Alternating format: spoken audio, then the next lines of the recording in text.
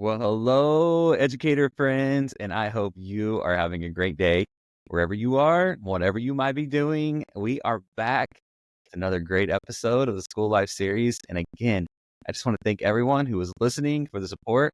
I've received so many awesome messages and feedback these past few weeks. I just want to say thank you. Thank you for all that have listened. Thank you to those who've sent those positive messages, and thank you for those who have shared it out on various platforms. So reach out if you have any feedback at all. Reach out if you'd like to be a guest on the School Life series. Reach out if you know an amazing educator who should be a guest, or you have a topic that you want to see on the series, because it's never been about me. It's never been about school life even. It's about you and educators all across the country, and supporting all of the amazing educators across the country. So please share with your staff, your colleagues, your teacher friends, because we truly want to make a positive impact for as many educators as possible. And speaking of amazing educators, we have another one. I was going to use my DJ Khaled voice, but I'm not very good at that. We got another one on as a guest today, another rock star educator who is an even better father, husband, coach, and leader. So David is a teacher in sunny Southern California. He's super passionate about teaching, supporting his students, and being a great teacher leader. So I'm thankful to call him a friend. Thankful that we have been connected for a few years now. Today's guest is David Domena, or you may know him as Mr. D Elementary if you are on social media. So David, thank you for coming on today. Thank you so much, Ross. It's great to be here. I've listened to some of your episodes, and those intros are always on point, man. And I was already curious, like, what's he going to say about me? But I mean, you blow me away with it. It's like you're That's cool. overselling. I think overselling here. Yeah, no, it's all true. It all comes from the heart, and I mean every word on every single intro, and especially today for you. So thankful for you, man. Yeah, I really, maybe on season 4, I might get some like 1994 Chicago Bulls intro music playing in the background. Yeah. Do some walkouts. Now speaking. Yeah, exactly. That's next level. We'll see if we get there. Uh, David, let's jump in, man. Let's just go ahead and start by telling all of our listeners about you, who you are, your personal life, passions, family, that type of thing. Yeah. So, David Domena, like you said, I'm in Southern California. Not too sunny today, but we're Thanksgiving break right now, so that's okay, I guess. This is my 10th year of teaching. And I have a wife, Angie, and 2 kids. Our son, Caleb, he just turned 17 in October, and our daughter, Layla, just turned 13 in October. So 2 teenager household now. Ooh, Um, yeah, yeah, figuring it out. Every day is a new journey for sure. We're I was just talking tiptoeing to a through it friend. as we go. It's like I would take like toddler years over teenage years now. Yeah, it's like I think when they're younger, you just want to jump into everything and help them out, But now with teenagers, I'm just like, I'm gonna sit this one out. I'm gonna pick my battles and kind of maybe circle back later and have a conversation. But right now, in the moment, it's not a. It's funny that we talk about this. I didn't think this didn't come up, but we just came up with a code word earlier this week about as a family, we talked about like when someone is really maybe making comments or saying things that are kind of out of pocket. And we have a Yeah, code word now because if they're saying those things, they're already, they're at 10 and you're yeah. not feeling great about it because you're probably going to reach 10 really soon. So we came up with a code word that helps us kind of diffuse this situation. Maybe talk about it again later. That's cool. I love that. Already sharing strategies. We didn't even, but yeah, I like that code word. And that just everybody's like, okay, go your Yeah, separate ways, stop talking, right. come back. That's cool. I like that. Yeah. Rather than say, hey, you're talking to me a certain way, just hit that code word and it'll kind of make everyone's eyes open up to what's going on. And then Yep. go about it later. Diffuse the situation. I like that. Cool. Well, thank you. Thanks for sharing. Tell us a little bit about your journey as an educator. You said you've been in this for, 10 years. Where'd you start? Where you been? What are you doing now? Type of thing. Yeah, so I came into education as a second career. I used to be in retail warehousing, so I would run warehouses or manage warehouses, supervise warehouses, and I hated it. I was not a fan, but it paid really well. Like I didn't go to school for that, but it paid the bills, and I kind of worked my way up from like a worker on the floor, and then I became a supervisor and a manager. And I remember the last warehousing job I had, I went in 2 weeks before they fired me. I went in and asked for a raise. Like that's how I was so disconnected with like where things were. I thought I was doing a great job. I thought I was killing it and working long hours, crazy hours. So I thought I deserved a raise. But actually, 2 weeks after that, they pulled the account that I was working on. So they didn't have the account. They didn't need me anymore. So I got let go. And my buddy, It he had been wasn't super teaching. personal. What's that? So it wasn't super personal. It was No, it just that. was like, I mean, I just didn't read the room very well. Like I didn't know that the exit was happening with the customer. Yeah, it wasn't like I didn't burn down the building or anything, but there was anything I did in particular, but it kind of helped me out because I hated it, like I said. So it was a good chance to reset and start moving down a different path. One of my good friends from high school had been teaching since college. Like he went to school for that, and he told me like, "Hey, just try. You already have your BA. Just try subbing. You can sub tomorrow if you wanted to. You know." And I had people tell me for years that I should be a teacher or work with kids, and I thought, no, not a chance. Can't stand kids. Never going to happen. I don't have the patience for it. I remember trying it. I remember my first day I went to the office, got my keys, got my sub plans. And as I was walking on the campus to go teach, I think it was second or third grade, I was freaking out, man. Like, what am I doing? What are they doing?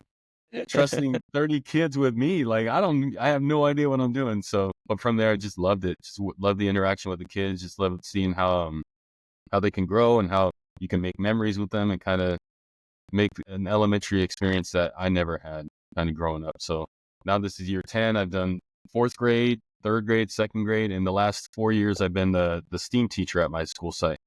So Okay. I'm like a prep or a special for the teachers. They come drop their kids off with me once a week or twice a week, and I get them all riled up and then I send them back. So I'm like the fun uncle at school. That's awesome. I love that. I used to say, when I was a principal, I was like the fun grandpa. I would come in, get them all riled up, give them a bunch of hugs, and then wave and say bye. Yeah. Let the Dang, teacher pick up the pieces from there. exactly. Like when my my kids go to their grandparents and have ice cream for dinner, and That's then right. they drop back off. It's like, here you Yeah. Yeah. go. Good. I love that. Uh, so thanks for sharing your journey too, because I think that's so important, like for our listeners to hear that, you don't have to have this traditional, um, you know, I knew I was going to be a teacher since the age I was 7, a type of mentality to be a great teacher. Like in life is all about, the journey, all about seasons. And I love how you found your way into the classroom, and are making a huge impact now, so that's so cool. Thank you. And speaking of impact, my next question for you is who can you say has influenced you in your life? It could be just personally or it could be professionally, both. It's up to you, however you want to answer that. Yeah. So I told you in the pre-chat, and I've been doing my research. I've been listening to episodes like, Cool. Todd Neslony, how can you not listen to that guy, or Allison Napsey, Yeah. or Liz Sherman and Nikki Pisani, all the shout outs to Great all of them. people. Those are unbelievable people. I know everyone you've had on here has been like top notch, and it's kind of hard to, it's hard to see me in that same realm, but I'm working on it. You are, I'm man. on, Yeah, you are. but Dude, someone I hear you. I would say personally would be our son Caleb. He, like I said, he's 17, but he has cerebral palsy, so he's nonverbal, he's non-ambulatory, he's not able to get up and walk around, and he came out like that. So he had that at birth, Yeah. and just that kind of just reset our whole approach to life. It gave us a different mindset. My wife was way better at accepting that out of the gate than I was. It took me like a full I would say like a full 2 years for me to like wrap my mind around it. And I guess, Yeah. I had to like grieve the boy I thought I was going to get, I thought I was going to have a son I go Mhm. play catch with and had teach him how to ride a bike. And that wasn't happening anymore. So I needed to kind of get over that and grieve that. And then, still move on with still being a dad. That doesn't make me less of a dad. I still got to be a dad. That doesn't make him less of a son. I got to kind of meet him where he is. And just that different perspective, it kind of helped. I was still in warehousing back then, so that helped me when I did get into education, meeting more kids where they're at. And that's been a journey too. I was so like in my first couple of years, I was like trying to force kids to meet me where I'm at instead of Yeah. the other way around. But It's it's many just a virtues. shift in perspective. Uh-huh. Yeah. One thing I will say, want to share on that, like I obviously follow you on social media, and every time I met you in person, like Caleb's there, and that's so inspiring just to follow and see that. Like, you guys do so much as a family together, and you're going places and doing this, and kids with you every step of the way, which is, I think it's so cool to see. And, I said in your intro, like you're an incredible father and family man. And I am inspired by that. So thank you for inspiring me and influencing me as a father to be like, yeah, we're going to do this as a family. So it's really I cool. appreciate that, man. Thank you. So next question, you've been doing this for a while now. You kind of alluded to one right there. It was like just meeting kids where they are, not saying, no, I'm here, you're going to get here. But maybe it's that, maybe it's something else. What's something that you can say once I implemented that or did this strategy was just like a total game changer for me as a teacher? Yeah. So when I started, like I said, my first year was in fourth grade, and I went in thinking all the kids are gonna be fourth grade reading level, math level, writing. Like Yeah. no idea what I was getting into. And of course, it's a spectrum. You have kids. I had kids my first year who were like ninth grade level, and I had kids first grade. I remember a kid, he couldn't, he told me he couldn't spell his last name, and I couldn't grasp that. Like in fourth grade, how do you not know how to spell? So that was our goal for that year. Like, no, when you get to fifth grade, bro, you're spelling your last name. That's gonna happen. So that's all every single paper he did, every time there was downtime, like just work on that last name, just keep working on that last name until it's drilled into him. So that's been a big shift for me, just trying to like be more accepting of it. Like, this is what we got. We got kids along the whole spectrum and trying to work with all of them. But something that I implemented even from day one was whole brain teaching. I used to be called power teaching a while back, but at my student teaching, where it's actually where I teach now, I student taught there 12 years ago or whatever. The guy, one of the co-founders, he was a teacher there. He's a fourth grade teacher. So I was able to observe him and go to some of his seminars and just blown away by the engagement level. And it's all good stuff, and it works so well. He's actually a principal at my school now, so he's moved Okay. his way up. Now Very it cool. doesn't, Good. Yeah. they've done a lot. They've changed it a lot in recent years. So I'd still use like the basics. I used to be like able to present on whole brain teaching, but I know all the old stuff now. So, but it still all works so well. Like, you have them working just for a whiteboard mark on the whiteboard. You could put it on the smiley face side or the frowny side, and you have a whole class working hard just to get one little drawn line on a whiteboard somewhere. So Oh, that kind wow. of engagement and building up the community as a class, it works really well. Yeah, holding everybody accountable and everybody doing their own part. I Yeah, think yeah, that's because you in a classroom of 25, 30 kids, you just have so many different types of learners, so many different personalities. But when you can bring everybody together in a community, all working together for the same goals, man, there's nothing like it. Like really, no. just you can hear the birds chirping and the angels singing moments, and it's so cool to see that. All right, thank you for sharing that. And so, if anybody has any questions, you're going to share your info here at the end of the episode. But I think some of our listeners may be intrigued and want to know more about that. So we'll circle back around to that at the end of the episode. But the last question in our intro, you may have something you can share. You may have not. I don't know. It's been some of our listeners have shared some pretty crazy stuff. But do you have a Yeah. you wouldn't believe it moment in your educational career? Like even in elementary, I can only imagine some of the stories you have. Oh Do you man. have to share with our listeners? Yeah. So when I hear that question, I kind of want to go off the rails a little bit too, but I don't think we'll use that one. We'll save that one from part two, I guess. Okay, sounds good. I remember when like I said, I was student teaching at this school, and I was almost towards the end of my student teaching. It was towards the end of the school year. I was in first grade at that time, helping out a wonderful lady. If I were to say someone who impacted me professionally, it would be this lady, my master teacher in first grade. But there was one boy, and I don't want to say his name because you never know. So It's we just always call him T. okay. Yeah, it's always we'll just call him T for now. And so we were going to an assembly. We had an outdoor assembly every Friday. We still have it now. I kind of run it now, which is kind of crazy. But we were going there, and he said, "Oh, he had to use the restroom really bad."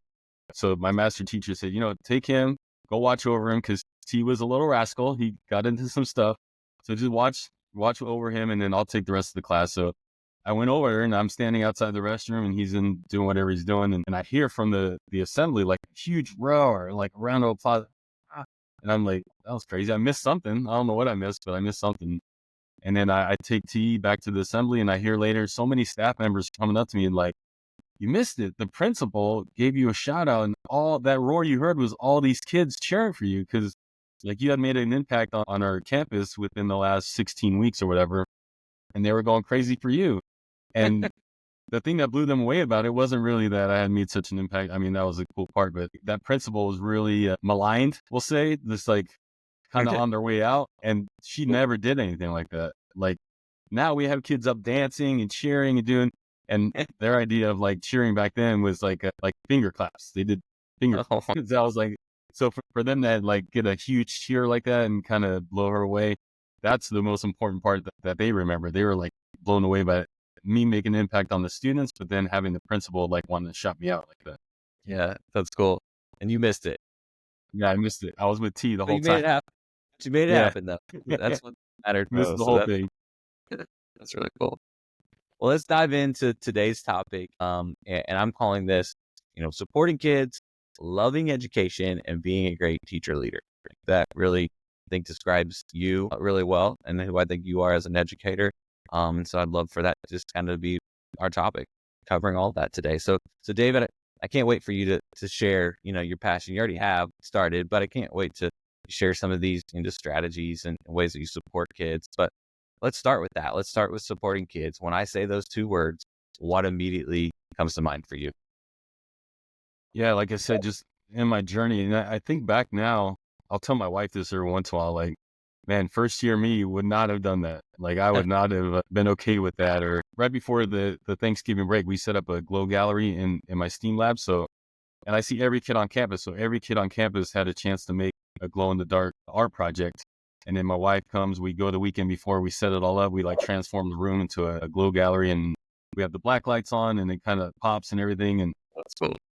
just the process of that, letting the kids like releasing that control to where I'm like, all right, this is what these are the samples for my wife. My wife's like the cricket queen. She makes all the crazy samples. And so we show those, but I tell them, I don't want yours to look just like that. You know, that would be boring if we had 500 things that look like this. Every grade level does something different. So there's different samples on the board, but some of the stuff, when you're working with first graders or kindergartners, even, it's not going to look like that. It's just that release of that control. And I tell them, I'm very honest with them before we even start. I tell them like, hey, your work is going on the board. Your work is going to be displayed in the glow game.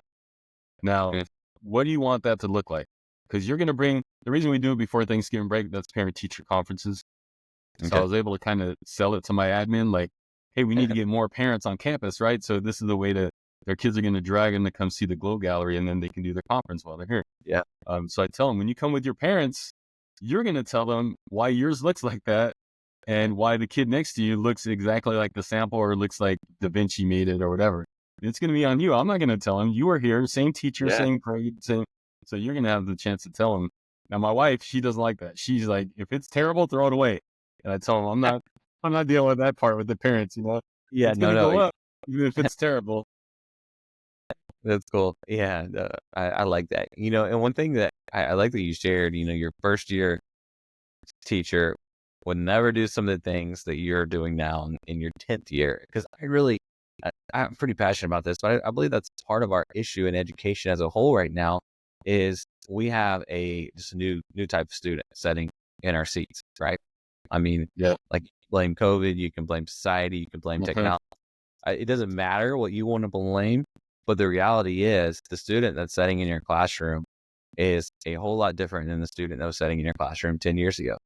Yeah. Like their attention span went from like, here 10 years ago to here now. Yeah. Like it's just gone. And so, yeah, we have to change our strategies. We have to change the way we do things. And I think so many educators are just kind of stuck. Like they want to continue, go revert back to what they were taught 10, 15 years ago, or revert back to what worked for them 10, 15 years ago. And it's time we got to look in the mirror and say, you know what, maybe we need to change a little bit on how we're doing this and how we're doing that. So thanks for being, a leader in that and just modeling it and talking about it today. So when it Yeah. comes I to don't even supporting know if kids, sorry. I don't even know if no, I answered your question. you really Like did. You really did. supporting I like kids. it. Yeah, I like that. But okay, when you talk about supporting kids, though, you know me, I am a huge proponent of this. It's all about relationships and connections. So Yeah. what are strategies? What are some ways that you do that with your students? Yeah, so I think it goes along with what you said, just not making them do what I like to do. I like to incorporate stuff that I love doing, like the Amazing Shake or the house system we've implemented recently. So, and I love doing that stuff. So it doesn't really feel like work to me necessarily. Sure. It's to me, it's a little more like making memories with the students or for the students. You said something in your one of the episodes I listened to. I can't even remember who you were with. You said something about like we tier one a tier three problem or something like that. What was it?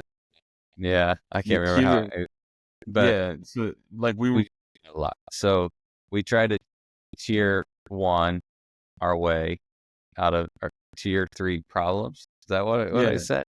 something like that, or vice versa. Yeah, tier three Yeah, are way tier out of a tier one first. problem. And, Yeah, a yeah, lot of we all of a sudden have these tier three problems. We have too many of them. But the reality is we're not putting enough effort and time and dedication into tier one, right? Our yeah. instruction. And I think The that's basic probably, stuff. yeah, the basic stuff. We got to look at it. We got to make sure we're reaching all kids because a lot of times our tier one is a box, right? We want all of our kids to fit into this box. And Yeah, when they don't, then all of a sudden we've got tier two and tier three students that really don't need the support or those services because we're just not reaching them at tier one, yeah, gosh, I really believe that. Like, every kid's different. Every kid learns differently. If we can figure out just a little bit of how they tick and what works for them, we're going to see them grow. We're going to see them shine and be their best. yeah. And that really resonated with me because I'm like, that's true, man. We're making a bigger deal out of some of this stuff. Like, okay, Yeah. and this is again, I've grown tremendously since my first year because a kid doesn't want to sit in his seat. He just needs to stand up for a few minutes. Not happening in my first year, You're taking your hat off, you're taking off your hoodie, you're looking at me, it's like I was way more I just ran into one of my first students for my first year. They graduated high school last year. And this Good. girl was so sweet. She gave me a ticket for the graduation and I was able to go. I mean, there was like 800 kids that graduated. So I didn't even see her that night or any of the other kids from my first year, but I just ran into her at my daughter's middle school and be able to catch up a little bit. And I just, I apologize, man. Like I got to apologize because Yeah. I don't feel like I did a great job with that. Obviously I did some things well because I Yeah. resonated with her. Right at the graduation, you Yeah. made it back, but So I just didn't know. I didn't know what I didn't know. I didn't know how to reach those kids, but I guess I was still skirting around the question. So supporting the kids, I just try to do a lot of stuff. Like give them opportunities to make a memory. I didn't have that teacher in school. I didn't like in the credential program, they ask you every class, like point back to that one teacher that made yeah. you feel safe or valued or made you want to go to school. I never had an answer for that. I would really sit down and like try to remember, and I didn't have someone. I had teachers that made me not want to go to school. Like my Yeah. second grade teacher wanted to hold me back in second grade again. I remember being in her room, looking at the books on the counter, and I can hear my parents arguing with her behind me. Like, well, what do you mean he doesn't get the math? Well, he got the right answer, but he didn't do it the way we want him to do. So, like, and this is, a long time. I'm not going to give away my age on here, but it was a Yeah. long time Yeah. ago. So, just That's exactly not what being we that. were talking about though, David. Like, you knew you were getting the problems right. You know how to do it. So Yeah. why make you say, "Hey, no, you've got to do X, Y, Z," when you figured it out? You're getting the problems right, right? And so if only we were able to connect with you, figure out how you got that problem, how it worked for you, then who knows what you can do? Like Yeah. limit potential is out there. So No, not that's being, right. I guess not being Good. that teacher, but being the teacher that people can point to, filling that gap, like making memories for kids and having kids. I know Dave Burgess says, why don't we get kids running into school rather than running out of school for summer break or whatever? Yeah. Yeah.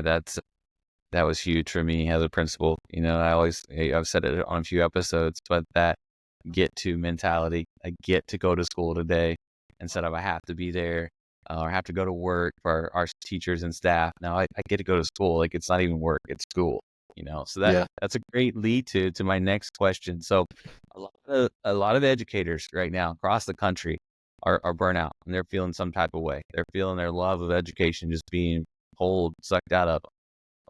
And I can tell just, who you are. You have a passion and a fire and a love for education. So how do you keep that alive, and what advice do you give to any teachers that may be feeling that way? Yeah, I mean, I'm passionate about that too. Because again, coming to as a second career, Yeah. like we talked earlier, I'm off this whole week for Thanksgiving break, and your wife and kids, they got to go to school.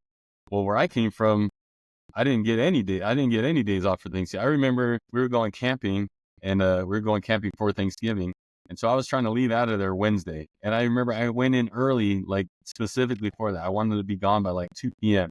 So I went in at like 6 a.m. that day just to make sure I got out of there, and I didn't feel bad for leaving early, quote unquote.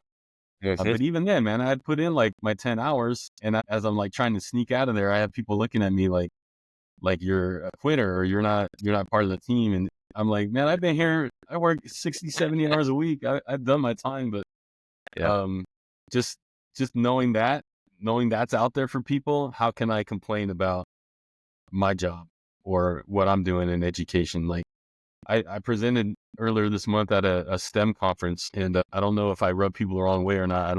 I'm not sure I really care either. Yeah, yeah, Like exactly. my contract, the contract I signed to work is for 180 days a year. Mhm. That's that's it, man. That's less than half of the year that I'm contractually obligated to be at work. Now, I know we do stuff like I went in last weekend to set up the glow gallery. I'm working over the break to get ready. I know we do other stuff outside of those days. Um, but it's still pretty sweet, man. Like I'm teaching kids whose parents are garbage men or nurses or dental hygienists. They don't get that time off, they gotta when their kids are off for this week, they gotta figure it out. They gotta figure out, well, what am I gonna do with my kid? I got an 8-year-old. I can't leave him home all week. So I'm Yeah. very blessed to be able to do what I do and not have to worry about those kinds of things for half a year. That's all I gotta do. Yeah. Yeah, yeah, I love that. And I have said that to several educators, and probably, like you said, it rubbed them the wrong way, and I may do so right now with some of our listeners. But to me, it's all about perspective. I pride myself. I call myself a positivity promoter, and sometimes 80% of our battle is how we view things and how we look at things. And if I look at my career as an educator and as a teacher, and I find all the negative things that's wrong with this, then I'm gonna dislike my job, right? But like you, David, if I look at my job, my career as a teacher and educator, and I look at all the great things that I get to do, I get to make an impact, get to change lives. Got, former students inviting me back to graduation, and I get to do this in 180 days. And that gives me 180 days, 185, 160, 185 Yeah. days that I get to be with my family. I get to pour into, my family and make memories, make core memories, but also I get to, make a bigger impact in other things, like getting to speak at a Zim conference, like that comes out there. And so, yeah, I really like that you shared that, because sometimes I think we just got to take a step back and see how good we do have it, right? Yeah. Yes, the education is not perfect. There are a lot of factors. I might call them red lights, and a lot of times those red lights are out of our control too. Yeah. That's That's a what we tough can. gig, man. Yeah. It's a tough job for sure. I tell people it's the hardest job I've ever had, but it's also the most rewarding by far. Like I worked those 70 hours weeks, and what was I doing? Just making sure a pallet got from here to New York. Like, who cares? Mhm. What's the big deal? You guys have Five Guys out there in Indiana? Five Guys? We do. Yeah. Okay. So I called it in my presentation. I called it the Five Guys effect. Five Guys they'll give you that extra dump of fries in your bag, right? So you get to your car, you get to your table, you open up your bag, and you got fries in your cup, but there's also fries everywhere, and you're thinking, man, that lady must have thought I was cute. That's why they gave me extra fries, or that was the last of that batch, so they hooked me up, or whatever. That's Yeah. just they build it into the price. Yep. It's just Yeah, their you're paying strategy. for it. Yeah, you pay for it, but you don't think about it because you just see fries everywhere. You think you got hooked up. I look at it like that's how I'm trying to reframe my perspective now. Yeah. I'm already getting paid for my 180 days. Why can't I dump extra fries on these kids and make it even better than what the basic instruction, Like, let's blow it all out. It's already built into it. Let's make it feel special. Yep. That's so cool. I got to hear Ron Clark speak 2 weeks ago in Houston at a conference that I was exhibiting at for School of Life. and he's got a book called The 1% or 1% Better, I think is what it's called, and that's what it's all about. He was challenging his staff and at the Ron Clark Academy to just do something 1% better, right? Yeah. Every day, every week, and hey, our kids deserve it. You deserve it. Teachers deserve it because we're putting in that 1% effort, and we're going above and beyond, surprising the delights, whatever you want to call it. Like those are the memories that not only your students will have for a lifetime, but you can look back at the end of the year and say, that was pretty cool. That was awesome. Remember when we Oh did yeah. that together? Those are the moments that not only bring you closer to your students, but bring you together as a staff, and as your culture is just 10 times it. So that's cool. You mentioned a little bit earlier, you're coaching some teachers. You're obviously, you're doing this, you're the STEM teacher. So you're seeing all your students, you're a leader in your building. You mentioned you're leading the what combos or whatever you call them. So you are a teacher leader. I know that, but what are some ways that you step out or also like in your journey these past 10 years, what are some ways that you have became a teacher leader in your building that you work at? Oh, again, appreciate that, man. So when you start, I feel like you're just going, right? Like they kind of throw you in the deep end. Like you said earlier, there's a lot wrong with education. I think the credentialing program is one of those things because you're jumping through so many hoops. I have people come back now, they need to do an interview with me or they need to observe and I'm like, man, whatever you need, let's do it. Cause I know you got to jump through a million hoops just to become a teacher. So again, Yeah. it's kind of All right. backwards. Like, Well, let me say this. I got to get off my chest.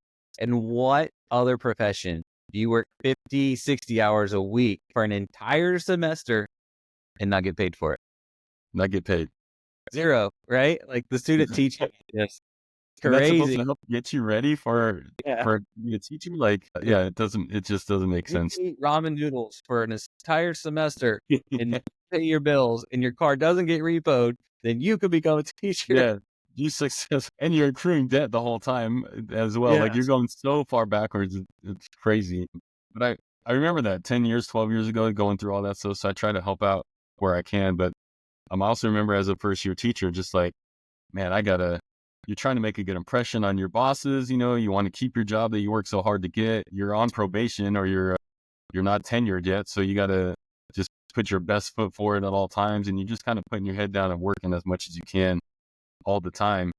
I don't think that's a good way to get into it. But now now that I've been at it for a while, and it's kind of weird still to consider myself like a veteran teacher. At year 10, I got to come to grips with it now. Now I just like I kind of try to pitch it to my admin, like the stuff I want to do. I'll sit down in the summer, like, okay, this is what I want to get done this year. Like, we want to do the amazing shake. I want to have a drone club. We're going to do a glow gallery. We're going to do the house system. We're going to put kids in leadership roles.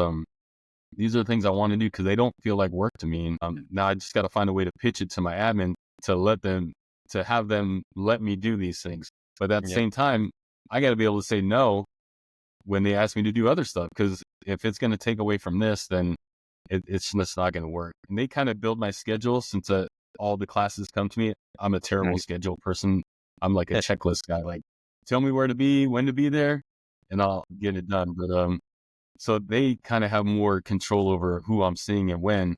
But I remember every year, August, September, it's always like a battle. Like they give me my schedule and I have to go back and like, all right, I'm going to do what you tell me to do on this paper.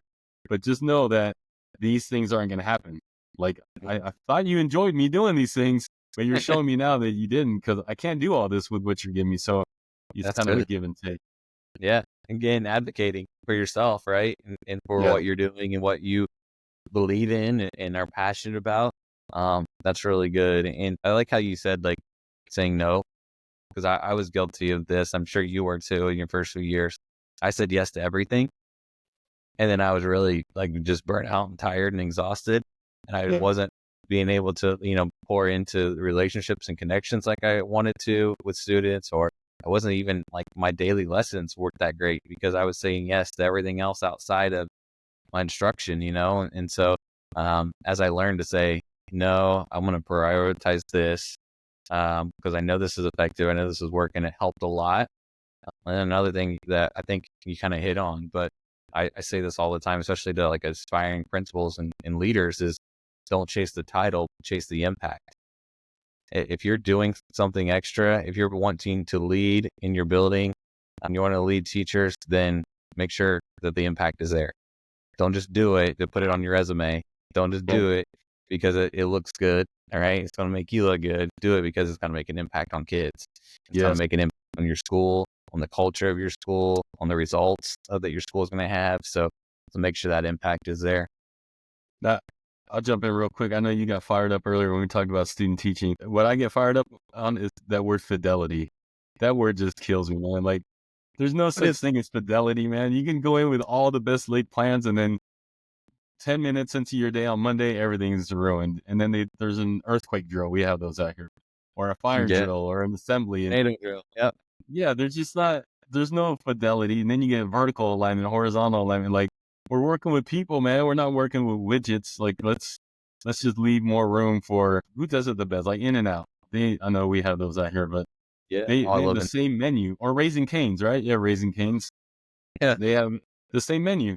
He's had that same menu for 20 something years. He doesn't change it. They can add more stuff, but they don't, because they know what they do well, and they do that. They just keep doing Yeah. that. Don't be scared to be awesome at one thing over and over and over. It's okay. Yeah. You can have your chicken tenders in a bowl. You can have your chicken tenders on a sandwich, but Yeah, and then hey, it's still the same that's it. chicken tender. Yeah, and Yep. it's just uh, good stuff. But yeah, right. Like why? And this is a good. We talk about perspective, but like a lot of times in education, we're trying to do all of these things, and we end up doing all of these things poorly or mediocre or okay. Let's focus on 3 things this year. Let's do Yeah, them really. Let's be great at this. Let's become an expert at these 3 things.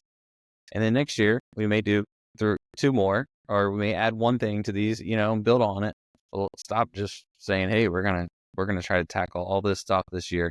Now, we got to prioritize what's important to us, and yeah, let's become really, really good at it. So yeah. it's That good leads to stuff. so much teacher burnout, man. We dump so much on these teachers, and a lot of Yeah. times it doesn't affect me because I'm not a classroom teacher. I'm a STEAM teacher Yeah. now. And I remember last year I would reach out to Alice and Absy and ask her, like, hey, do I say anything about this? Because this is really bugging me. It's on my heart. And she's like, leave it alone. Has nothing to do with you. That's not your Yeah. battle. You Yeah. got to pick and That's choose. good. Yeah, that's good. Allison's incredible, but Oh, the yeah, best. I mentioned that in a recent blog, but like sometimes just we have everything on our plate, right? And we're so concerned about all that's on our plate, but we put so much on our plate ourselves, Yeah. So just like take those things off of our plate. Uh, Yeah. and what's left is what maybe your principal, your admin put on, and they might not even be able to control, but uh, it's so true. So Yeah. as we start to wrap this up, David, thank you so much for the conversation and what you've shared so far. But anything else that you want to share, just the teachers that are out there? You've shared a lot of just good strategies and motivation today. But anything else you can say that, hey, this has worked for me. I hope it works for you, or try this, try that. Anything else? Yeah. That's a great question. I mean, we can go on for days, right? But I Oh guess, yeah, and this is a journey of mine still too. I feel like this is where you inspire me, man, because you made this shift in your job title and your career, yeah, but just you're more in the moment. Like you're gonna run here pretty soon to go get your kid from preschool. That's being in the moment to me, you know? It's a mundane task, it's not something that you need to be fired up for every single time you do it, but you're in that moment. You're embracing that moment. hmm I remember I worked at a school, and the lady I worked with, she was really big on bringing me to the school too. So I kind of owe her for that. But we dropped our kids off at the cafeteria. We're walking to lunch, and one of her old students like sprinted down the hallway just to get in front of her and turn around and be like, hey, and waved at them. And she just completely ignored them, never even looked down, just kept walking. And I remember thinking at that moment, like, I cannot ever be that teacher. If I'm that teacher, I got to go do something else, because there's no reason.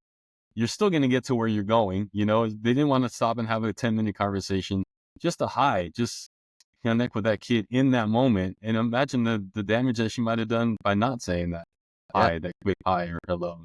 So just, yeah. I know it's a crazy time. I know there's a lot going on at home and at school, but just try to live in the moment. Appreciate the little things that are going on, and you bring a smile to your face, or think how far you've come from years past, or how far a student's grown from years past. Because I know we see that too. We lose sight of it sometimes. That's good. Being intentional and reflecting, right? Pausing, slowing down, reflecting on your journey, reflecting on your student's journey. and just appreciating how far you've come and where you're at, where your kids are at. Like you said, it's crazy times, and it's easy for us to just get in these cycles and constantly going, but be intentional, slowing down, whether it's 15 minutes on a Friday afternoon or whatever. You say, I want to build this into my weekly schedule. I'm going to reflect and I'm going to find 5 positives from the week. Then I'm going to go into the weekend and I'm going to be with my family. I'm going to live in the moment, and so Yeah. I like that a lot. And life's all about seasons, and that's, you mentioned me, but embrace the season that you're in. And I'm going to talk about my journey. I've just alluded to this. For me, making this transition into where I am now, it was never about a title. It was never about leaving a school building or leaving a principalship or a classroom. It was about impact. And I wanted to make a bigger impact. And I truly want to make an impact on as many students as I possibly can across the country. And it sounds crazy, and I'm a dreamer and I'm a believer, but I knew that this role where I am now would allow me to do that. And it has opened so many doors. And it wasn't about, like you said, getting out of a building or a classroom. It was about, I want to make a bigger impact, and how can I do that? And here I am. And so that's so cool. And my last question for you, David, what advice do you give to your students? Like if I go and I say, okay, just grab a random third grader out of your school, and I say, all right, what does Mr. Domena say to you? What advice do he always give to you? What's it going to be? Well, first they probably wouldn't know who you're talking about because they call me Mr. D. So Okay. Mr. Domena, they'd be like, "Who's that?" They wouldn't even know who. Maybe a third grader would, but we talk a lot about honesty and effort. Like those are the 2 things I have to have in my class. You might not finish every single assignment that I give you, or I don't call them assignments, I call them challenges. You might not get them all done, or you might not get it done exactly how you wanted it to. You might not get the grade that you wanted on it, but every single one of you can be honest, and every single one of you can try. That's all I need from you, just to try. We even do like the American Sign Language gestures, like this is effort in sign language and this is honesty. And I know them because we do them all the time. So as long as they're trying, like when the kid says can't in my class, I freak out. Like I'm not going to I won't yell on here, but I'll scream like in my classroom, like, "Ah, man, they can't." I tell them that's a 4-letter. If it's like a 5th grade, 4th grade, that's a 4-letter word to me, guys. That's can't. You can't say that. They get it. That's not allowed. So, they know how seriously I take it. Cause again, you woke up this morning, you opened your eyes, you could see, you turned over out of bed, you put your feet on the ground, you stood up, you yelled at your mom, waffles, I want waffles today, whatever. There's people that don't have those blessings. They don't have those abilities. And Caleb, we talked about earlier, I know that from personal experience. Like I go home to can't every day. He just physically can't do those things. I can't Yeah. sit him up on a stool. He's going to fall over.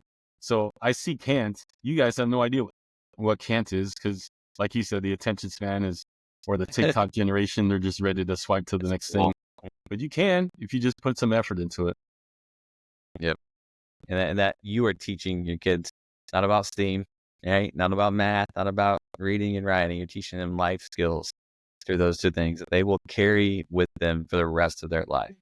No matter what career, no matter what journey they take on past elementary, past high school, they're going to take those 2 things with them. And so that's an impact that they're going to look back and say, Mr. D taught me these things in so many situations throughout their life. And so, David, I just want to thank you again for today. Thank you for sharing your journey, your story, so many real strategies, inspiration, motivation for teachers. I also want to thank you for sharing Caleb's story and sharing, your journey as a family. I just admire it so much. And so I know our listeners will too, to hearing it from you. Real quick, would you share, maybe your social media information in case anybody wants to reach out, connect with you after this episode? Yeah. Thank you so much, man. I appreciate the opportunity to be on here. It's a great conversation. Anytime for guys like you. You're doing great things. So actually, a funny thing is for social media, it's like you said earlier, Mr. D Elementary on Instagram. But we're actually doing no social media in November in my house. So the only Cool. reason I went on was to get you, because I knew we had been touching base, and I was like, oh man, I don't want to miss what Ross is sending me. So that's when I jumped on and sent you my number. Like my wife was like, let's just try it and see how it works. And we're trying to model it for our daughter because she's super into like her screen is always in front of her face. Yeah. So we're just telling her, hey, we're not going to take any apps away. We're not going to take your phone away, but work on it. Just try to make some strides towards being on it less. So I'm not on there as much these days, but you can still hit me up. I'll check periodically. or you can Yep. email me, mrdelementary@gmail.com. Perfect. That's great. And I love that. I feel almost like you have shared just more like parenting information today that we need, right? Maybe that's something that I need to tie off here from the School Life series and do a parenting podcast as well, because we need it. Like all parents, we can relate. Like we need the help. How do you handle these situations? I really like how you guys are modeling that, for your daughter. And that's something that parents who say, kids are on social media. And then you look at parents at the restaurant and they're sitting there scrolling their phones the whole time at dinner. Yeah. Well, maybe we need to do a better job of modeling this to our kids. And so you're doing Right, it. right. That's all. I appreciate you, brother. Thank you again. As we wrap up, shout out to School Life for sponsoring the School Life series. We couldn't do it without School Life. And so thank you to all of our listeners for listening. Thank you to all of our educators out there that are doing the dang thing every single day. You are in it and you are doing it. Like we said today, it is not easy, but at the same time, it is the best profession in the world. So take that, whether you believe it or not. David and I are reminding you today, you are in the best profession in the world. Look at all the positives, look at all the bright parts to it, and go to bed tonight knowing that you made a difference today with your students. So, David, That's right. That's right. man, will never be a Michigan fan. I know you're diehard, but for one time in my life, I'll say, go Wolves. Oh, I love it. Thanks, man. Appreciate you.